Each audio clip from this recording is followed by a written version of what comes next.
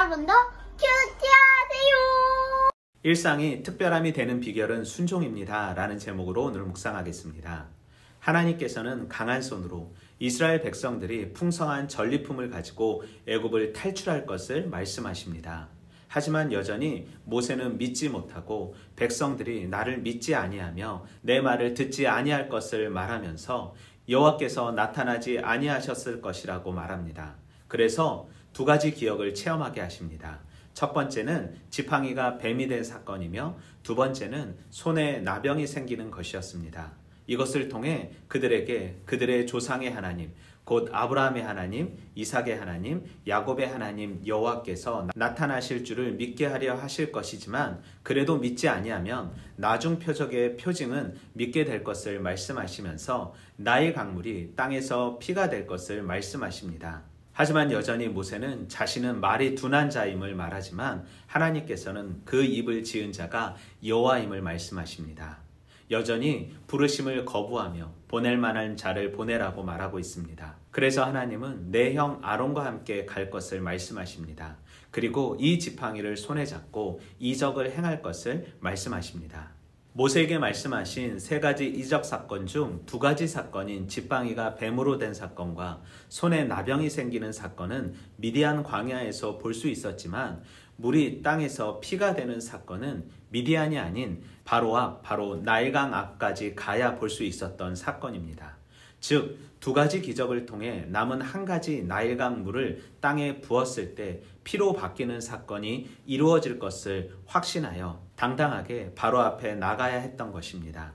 그리고 이 나일강 물이 땅에 부을 때 피가 되는 기적 사건을 통해 백성들은 여호와를 믿고 머리 숙여 경배하게 될 것을 4장 30절에서 31절은 말하고 있습니다.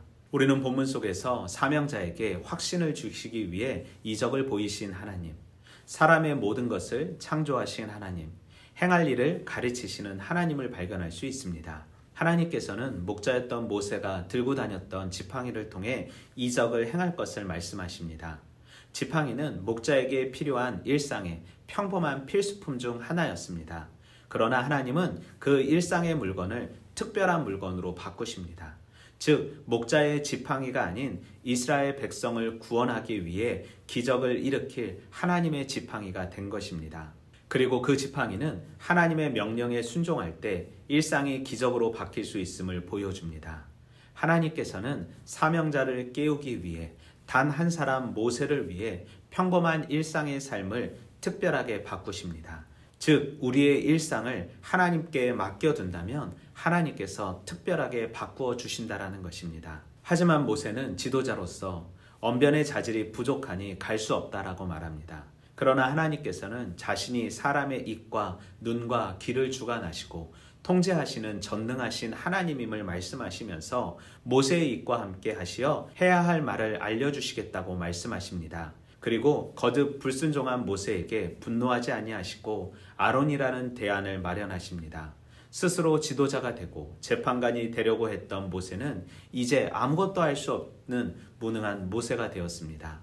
그러나 하나님께서는 그를 민족의 지도자로 세우시고 그를 이끌어 가시고 그에게 사명을 주시기 위해 힘쓰시는 하나님의 열심을 우리는 볼 수 있습니다.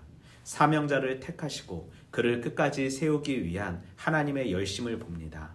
나의 일상에서 나를 포기하지 아니하시고 나를 이곳으로 보내주신 하나님의 뜻을 알아 핑계로 내 사명을 거부하는 인생이 아닌 순종함으로 하나님께서 이루실 놀라운 계획을 기대하며 소망합니다.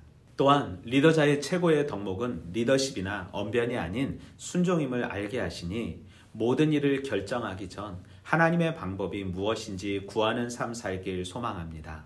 내 삶의 일상이 특별함이 될 수 있는 비결이 말씀에 순종하는 것임을 알았으니 나는 할 수 없지만 내 안에 있는 그리스도로 인하여서 모든 것을 할 수 있다라는 확신을 가지고 하나님께 순종하며 이 땅에서 하나님의 백성으로 살아가길 소망합니다.